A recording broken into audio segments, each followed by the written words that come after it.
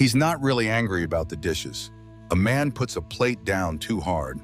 His kid flinches. His wife goes quiet. And for the rest of the night, everyone in the house is walking around a mood they don't have a name for. Everyone except him, because even he doesn't fully know where it came from. If you've watched a calm man turn sharp over something small, or if you've been that man, you've seen something most people misread completely. Because in a huge number of cases, that anger isn't the problem. It's a symptom, and the disease underneath it has a different name: depression. We're taught to think of depression as sadness. Someone crying, someone in bed, someone who can't get up. For a lot of people, that's exactly what it looks like. But for a lot of men, it looks like the opposite.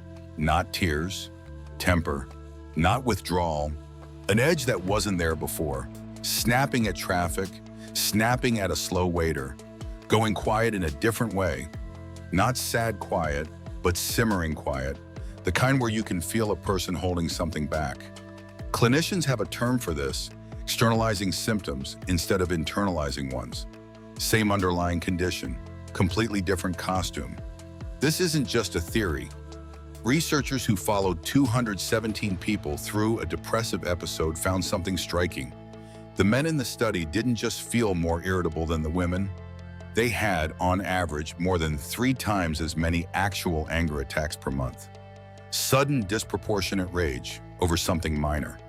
In a separate study of patients hospitalized for major depression, over half showed clinically significant irritability or anger. Shouting, losing their temper, sometimes worse. It wasn't a side note.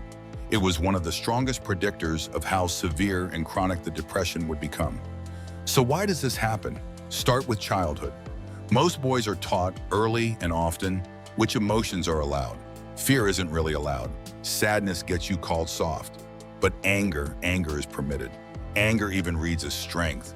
So when something painful shows up, loss, failure, loneliness, shame, and there's no socially approved place to put it, it doesn't disappear.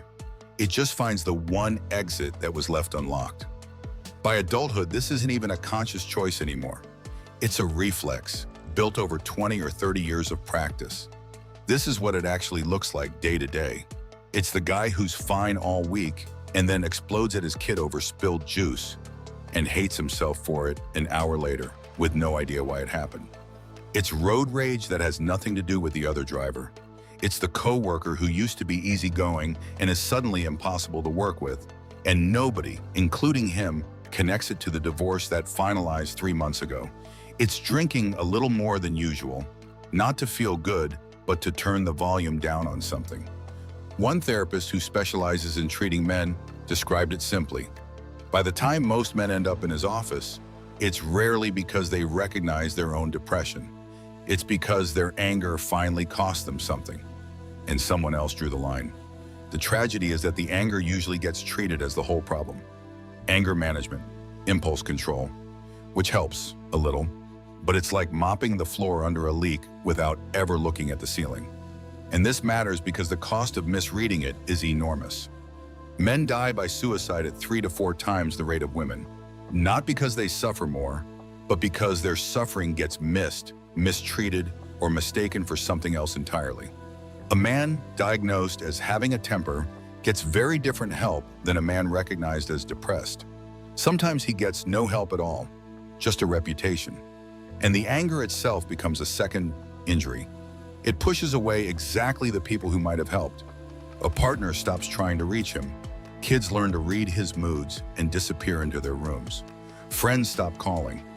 The isolation that was probably part of the depression to begin with just gets worse, which feeds the depression, which feeds the anger.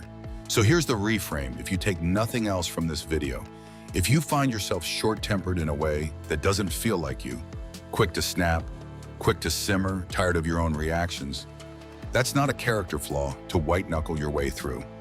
It might be information. It might be the only signal your depression was ever going to send, because it's the only one you were ever taught how to send. You don't have to figure out if you're really depressed before that counts as worth looking at. You just have to notice the pattern and get curious about it instead of just managing the output. That might mean therapy. It might mean actually telling one person the truth about how tired you are instead of another joke. It might just mean tonight asking yourself what you were actually reacting to before you snapped. Not the dishes, not the traffic, not the slow waiter, the real thing underneath. If it feels bigger than you can carry alone, a good place to start is talking to a doctor or therapist. Or if things feel urgent, the 988 Suicide and Crisis Lifeline is available 24/7, free and confidential. Chiron never got to choose the wound, but he got to choose what he did with it. So do you. The anger isn't the enemy, it's just the messenger showing up in the only uniform it was ever issued. The real question was never how do I get rid of it? It's what is it actually trying to tell you? Next episode, we look at where that wound usually starts, the father wound, and why it follows so many men into adulthood.